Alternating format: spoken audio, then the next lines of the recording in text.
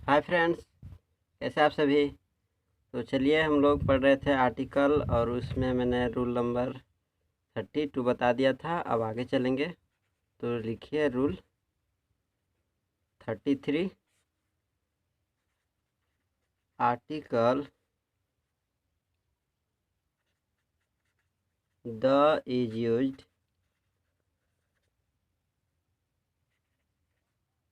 The is used the is never used the is never used before the name of foods time.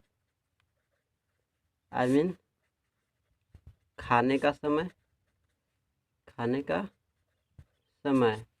तो article the का प्रयोग खाने के समय के नाम के पहले कभी नहीं होगा। जैसे एग्जाम्पल से समझते हैं। तो चलिए लिखिए एग्जाम्पल सच एज, जैसे हो गया the breakfast, the dinner, the dinner, the lunch. तो ये सब के साथ द का प्रयोग नहीं होगा, यानी द न तो ब्रेकफास्ट के साथ लगेगा, ना ही डिनर और ना ही लंच। तो ये सब द का प्रयोग नहीं होगा। अब चलिए, समझ में आया। अब आगे चलते हैं। रूल 34 लिखिए। Article the is never used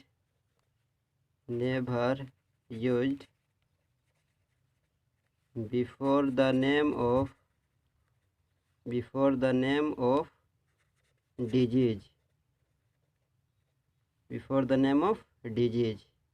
I mean बीमारी के नाम के पहले आर्टिकल द का प्रयोग नहीं होगा। जैसे सच एज में ले लेते हैं मलेरिया। मलेरिया हो गया,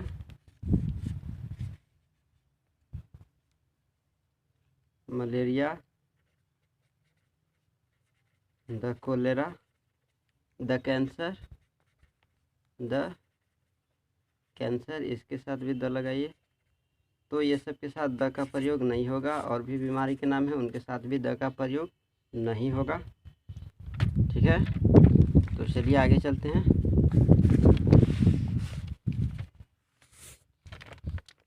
चलिए लिखिए rule 35। Article the is never used before the name of God और गॉडेस। आई मीन देवी देवता के नाम के पहले आर्टिकल द का प्रयोग नहीं होता है। देवी देवता, जैसे एग्जाम्पल से समझते हैं सच एज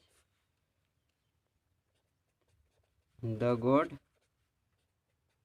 द गॉडेस। तो ये सब के साथ द का प्रयोग नहीं होगा। समझ में आया। अब मैं आपको कुछ वर्ड्स पावर देता हूँ, उसके बाद मैं आपको अगले लेक्चर में बहुत ही इंटरेस्टिंग पढ़ाई होने वाली है। Article the plus superlative degree, यानी सुपरलेटिव डिग्री के साथ द का प्रयोग कैसे होता है वो मैं अगला वीडियो में बताऊंगा। लेकिन इस वीडियो को ख़त्म करने से पहले मैं आपको कुछ वर्ड पावर दे देता हूँ। इसे ध्यान से देखिए, बहुत ही यूजफुल होता है वर्ड पावर।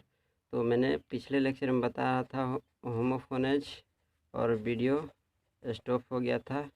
तो चलिए इसमें मैं बता देता हूँ। देखिए होमोफोनेज क्या होता है। होमो प्लस फोनेज से मिलकर के बना हुआ है। मैं बताया हूँ पहले, जिसका होमो का मीनिंग है सेम, और फोनेज का मीनिंग है साउंड। आई मीन प्रोनाउंसिएशन बोल सकते हैं, प्रोनाउंसिएशन। ठीक है, यानी उच्चारण। तो होमोफोनेज का मीनिंग क्या हो गया? मिलता जुलता स्वर, ध्वनि या उच्चारण बोल सकते हैं, ध्वनि या उच्चारण। तो होमोफोनेज, अब देखिए जैसे वर्ड पावर लेते हैं, जैसे हो गया वर्ड पावर में स्टील, स्टील का वर्ड पावर देने जा रहा हूँ, यह बहुत ही अच्छा है। तो देखिए पहले स्टील होता क्या गो है, तो स्टील होता है 4 ठे, एक होता है STILL,